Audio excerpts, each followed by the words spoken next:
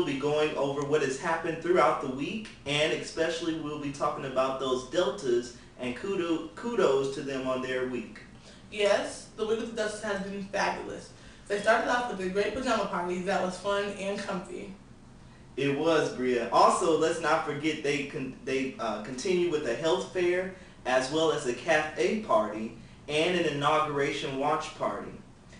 This week will close with a party entitled Code 1913. It's the attack of the dynasty at the Stephens Community Center on Saturday, January 26th. So mark your calendars. Speaking of the inauguration, this was a great day in American history, as many things occurred on that day, some of which it was Dr. Martin Luther King Jr.'s birthday, and the African-American president, Barack Obama, was sworn in for the second time using the late Dr. King's and Abraham Lincoln's Bibles. That's right, Bria, and not to mention, we had a few of Philander Smith College's very own students commute to the inauguration. I indeed was in that number. It was a total of 24 students. So again, we want to give a great shout out and congratulations to those students, as well as a warm thank you to the Student Government Association, Student Affairs Office, as well as the Social Justice Initiative Office. And me being a partaker of this inauguration event, it was very nice. It was just nice to be in the midst of those that were there from all over the world, people as far as Australia that I was able to talk with, and we enjoyed ourselves, and it was a really historic event and an awesome opportunity. So again, thank you guys for making that possible. Well, I'm sure that was a great experience. But speaking of presidents, Alex, our very own President Johnny Moore was honored this week with chapel, his very own chapel, because he is Philander Smith's 13th president. Yes, kudos to you, Dr. Moore. He talked about, those of you that maybe weren't able to attend, he talked about leadership and how us young people, we have to have a mind to lead and in our own right. And he talked about some leadership opportunities that we could take and some goals that we ought to have in mind so we can better ourselves and really do what our mission is set to do, go out and change the world for the better. So thank you, Dr. Moore, and you're doing an awesome job leading this institution to the next level. Well, this week we had to say goodbye to one of PSC's favorite employees, Mr. Ronnie Ross, or as we all know him, Quale. He left us to go to the University of Cincinnati. We'll miss him very much, and we give him our best on his future endeavors. Yes, and while Mr. Ross was leaving, we also had Mr. T.J. Holmes, who paid a visit to our institution here, and we're going to go to Carvon, who did an interview with him. You guys, please excuse our cameraman. He's new to this, and he was very excited to be in the presence of Mr. Holmes. Hi, my name is Carvon Smith with PSC Panther News, and I'm here with T.J. Holmes. Now today there's a BMI event which you will be speaking at, correct? Oh yes, good to be here. Thank you for having me. Good to meet you. Just met you a few minutes ago. Exactly. With this, I want to ask you a few questions for some of your viewers out there. And one of them is, what has been your experience since you have been in journalism? My experience been, oh my goodness, man. I graduated in college in '99. Here we are almost 14 years later, and I have literally been all over this country and many parts of the world. It's been a heck of a journey. It's been fun. I've learned a lot, but it's always good to come back home. It's one thing to come back home, it's another thing to be invited back home. Exactly. It's nice to know you're always welcome, but it's been a heck of a journey, and I'm in a lot of ways just getting started. So I'm having a good time. When BMI mentioned you, everybody just jumped like he's from Arkansas. I'm an Arkansas guy, right up the road, West Memphis, Arkansas. Yes, sir. So, what tips and techniques can you provide to future journalists, and especially black males? I would tell them first and foremost to do you, to be you. I made that mistake probably early in my career. You should certainly watch other journalists and see how they do things, but I find that so many young people, young journalists, they try so hard to be like somebody they see on TV. Exactly. And the thing that's going to make you stand out is the fact that you are you. There is nobody who can do you. So that is going to be your thing. You have to do your thing. And that is first and foremost. The other thing I would tell them is to stick with it, because it can be frustrating. You have to move to some little town to build your career. It takes so many years and so on and so forth. Commit to it and it's going to work out. But when you get frustrated after a year or two being in some smaller market or whatever it may be, you don't think you're on the right trajectory, it's not happening quickly enough, commit to it and stick with it, and it's going to work out for you. So those are the two things I always tell young journalists. All right, and I understand that you work here in Little Rock also, and at today's THV. Yeah, KTHV. All right. So what has your experience been like since you worked there and lived here? Well, the experience, it was one of, KTHV was, it was some of the most fun I've had in my journalism career. Because once you get to a national level, to some of those top markets, it's so cutthroat to the point that, it's almost not fun sometimes in the newsroom. But you come into a place like KTHV, everybody's young, 21 to 28 or something like, those young ages to where you're not after each other. We're all broke, we're all living in the same little apartment. I'm not fighting for your job, you're not fighting for, we're all in this same little pot together. So it really establishes a sense of camaraderie in the newsroom to where you can really have a good time. So that was so much fun. And this market, Little Rock, is so competitive. This is really, they've been talking about it for a long time. It's a springboard. So many people, because this is Little Rock, you have the capital here, you have the governor here, you have the seat of government here, to where you have so much to cover. It's a competitive market, and you learn so much, and it's a springboard to other things. So it was a great experience for me. All right, and what is the state of black journalism? Is there a connection between journalism and social justice?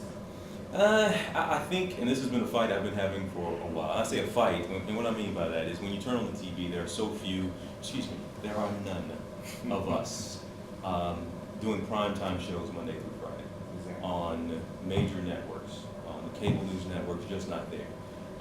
There are so few of us even in daytime, some of the shows anchoring. And that's one thing when you turn on the TV and you don't see us, but it's another thing, because I've been in those newsrooms, there's not enough of us making the calls behind the scenes as well. And that's probably more important than anything else. It's one thing, sure, you could have nothing but black anchors on your newscast, but if it's nothing but white people behind the scenes calling the shots, then that doesn't necessarily still help us get our message out. You just need diversity, and we need more diversity in the newsroom, no doubt. There have been some times where blogs and websites and black journalists in that way have helped push stories. Gina Six was a good example of that. Trayvon Martin was a good example of that. Stories like that may not have gotten picked up had it not been for black journalists pushing those stories. We just need more diversity in those newsrooms. We're not anywhere close to where we need to be. All right, thank you. And there you go. There you have it, PSC. It's Mr. T.J. Holmes. Now stay tuned for BMI event tonight. It starts at 6:30. So I'm signing out. Thank you so much, Carvon. That seems like that was a very interesting interview with Mr. T.J. Holmes. And admittedly, I seen there was a lot of shaking in the camera, but thanks anyway. Things happen. We understand. Also, moving on to other news tonight, we're mourning the loss of Dr. Meyer L. Titus, who served as the 10th president of Philander Smith College. On Thursday, January 24th, 2013, Dr. Titus went home to receive his heavenly reward. Dr. Titus, again, he was the 10th president at Philander Smith College, and he had a 10-year tenure here from the years of 1988 to 1998. And also, he is a 1954 graduate of Philander Smith College. During Dr. Titus's tenure, he helped with the infrastructure to build new buildings. He was the start of us rebuilding the campus. He helped erect the Meyer Titus Academic Center, as well as the Dr. Crawford J. Mims Gymnasium and the Altenheimer Business Center.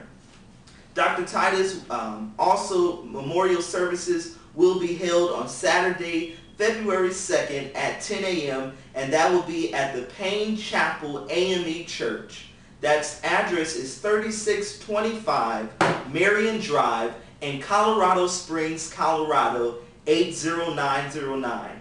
In lieu of flowers, donations can be made to a scholarship fund in Dr. Titus's name and mailed to the PSC Titus Memorial Philander Smith College Institutional Advancement Fund, 900 Daisy Bates Drive, Little Rock, Arkansas 72202. So again, Dr. Titus, or to the family of Dr. Titus, you all are in our continued prayers.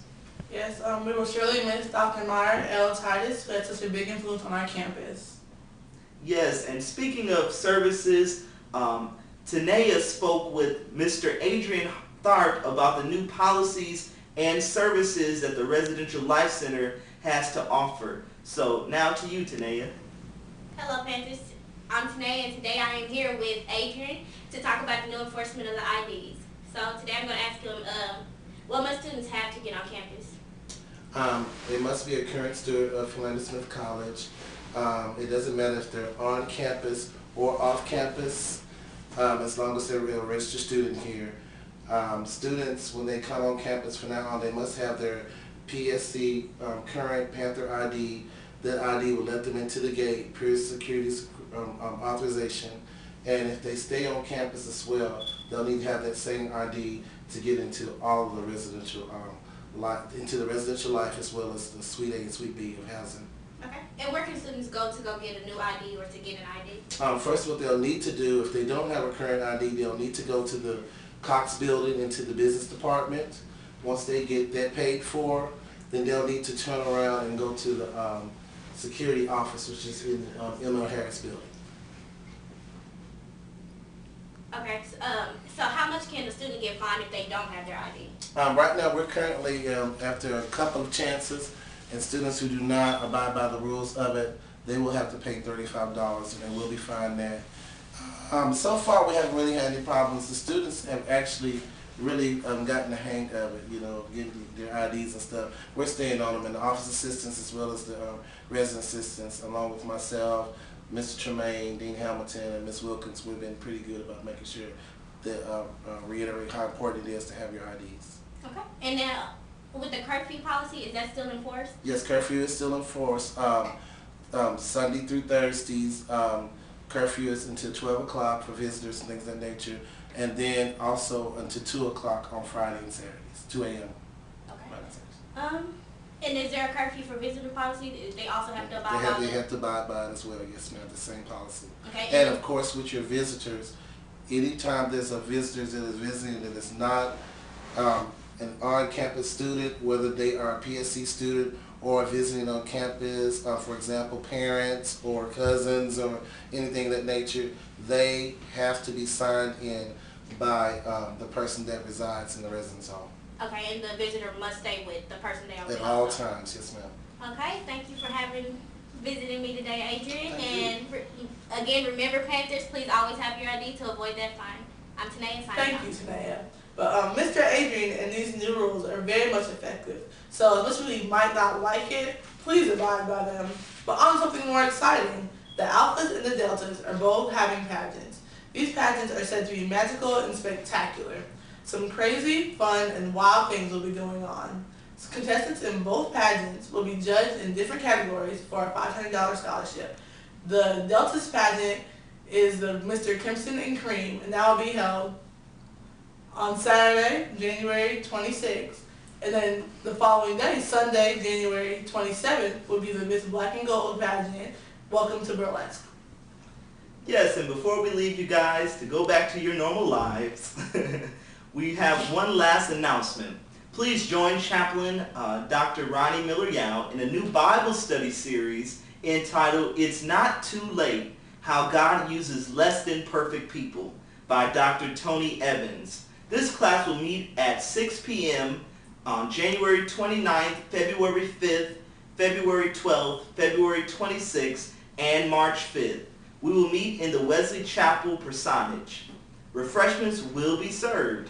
Also, remember to bring your Bible in the translation that you desire, and you can buy the supplemental reading for the class. And that is called God's Unlikely Path to Success, How He Uses Less Than Perfect People. So they look forward to having you join them, and remember those dates for those Bible studies times. I know a lot of people are looking for opportunities to learn more about the Word of God, so that's an excellent opportunity. Well, thank you guys for tuning in with us for the week of January 21st.